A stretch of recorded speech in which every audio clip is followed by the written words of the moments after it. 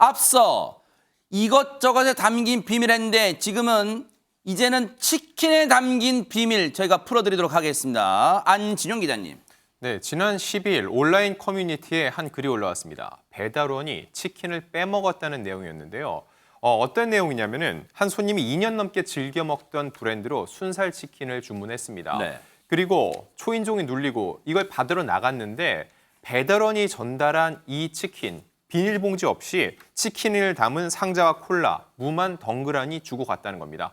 평소와 다른 모습에 이상함을 느낀 이 손님, 결국 치킨집 사장님에게 전화를 걸었는데 단 한 번도 비닐 포장 없이 온 적이 없었는데 오늘은 이상하다는 이 이야기에 사장은 분명 비닐에 치킨 상자를 넣고 묶어서 보냈다고 답을 한 겁니다.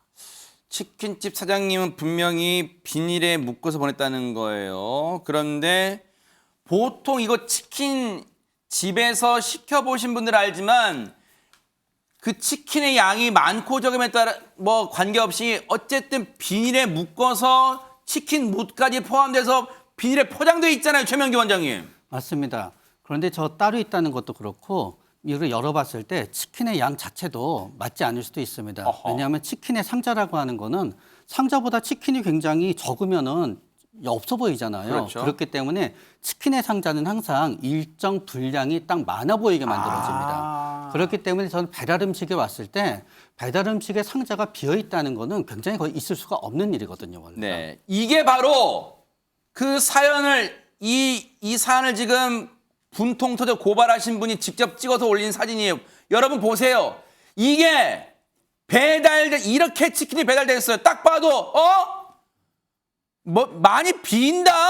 그런 느낌 받으실 것 같아요. 최진봉 교수님. 그렇죠. 누가 봐도 빈다고 보이잖아요. 아니 그리고 저게 소스가 여러 군데 이렇게 묻을 수가 없어요. 맞아요. 저렇게 여러 군데 묻었단 말은 뭔가 거기 있었다는 그렇죠. 거거든요. 왜냐하면 배달하시는 업주 입장에서는 정갈하게 보낸다면 그렇죠. 정갈하게. 당연히 그렇게 보내죠. 근데 저건 누군가가 빼먹었을 가능성이 있다고 볼 수밖에 없고. 근데 더 분통 터진 일이 있어요. 뭔데요? 경찰관 지인이 있대. 이분이 이제 그 치킨을 시키신 손님이 네. 지인인 경찰관한테 물어본 거. 이거 어떻게 해야 되냐 그러면 네. 저거 아마 배달원이 중간에서 빼먹은 것 같은데 네. 어떻게 할까 했더니 그걸 직접적으로 문제를 제기할 수 없다는 얘기를 들은 거예요. 왜요? 왜냐하면 이게 선결제를 하잖아요. 보통 주문할 때 계산 다 하고 그리고 주문을 그렇죠. 들어가잖아요. 네. 근데 법적으로는 배달돼서 손님의 손에 들어오기 전까지는 이 소유권이 원래 가게 주인한테 있다는 거예요.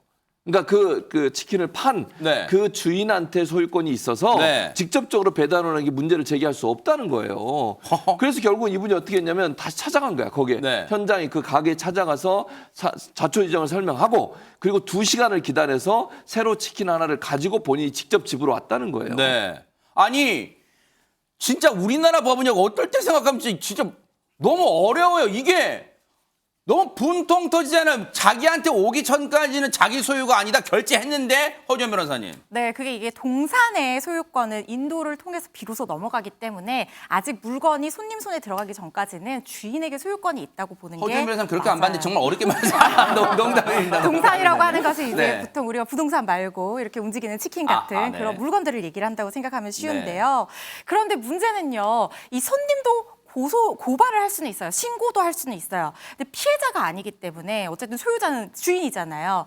그래서 주인이 고소를 하기를 기대를 해야 되는데 업주들이 사실상 이걸 하나하나 대응하기는 자기들 생업도 바쁜데 너무 힘들고요. 그리고 입증의 문제도 있고 또 배달기사들이 개인 사업자이기 때문에 이거를 또 업주와 그 배달기사와의 관계도 있잖아요. 그래서 실질적으로 적극적인 대응을 좀 기대하기 어려운 것이 사실이라는 점, 그게 좀 한계로 보이고 다만 이게 형법상 범죄 행위는 해당할 수 있습니다. 네.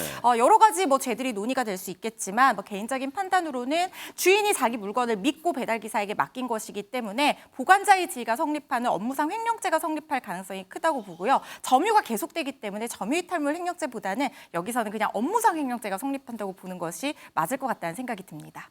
그 해당 배달 기사는 본인이 제일 잘할 거 아니에요. 이게 자기 얘기인지. 그러면 이제부터는 그러지 마세요. 왜? 지금 그 행동이 얼마나 나쁘냐면요. 이번에 처벌받고 안 받고를 떠나서 지금도 이 시각에도 전국에서 배달 일 열심히 하시는 분들 다 욕되게 하는 일이에요. 그러니까 앞으로는 그러지 마세요. 정말 그러기를 앞으로는 바르게 배달하기를 기대를 해보도록 하겠습니다. 보고 계십니까? 대박 사건. 네, 안녕하십니까? 김명준입니다.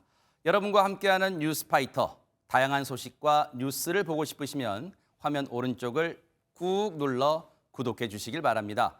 TV로도 유튜브로도 여러분께 한 발 더 다가가겠습니다. MBN 뉴스와 뉴스파이터를 사랑해 주셔서 고맙습니다.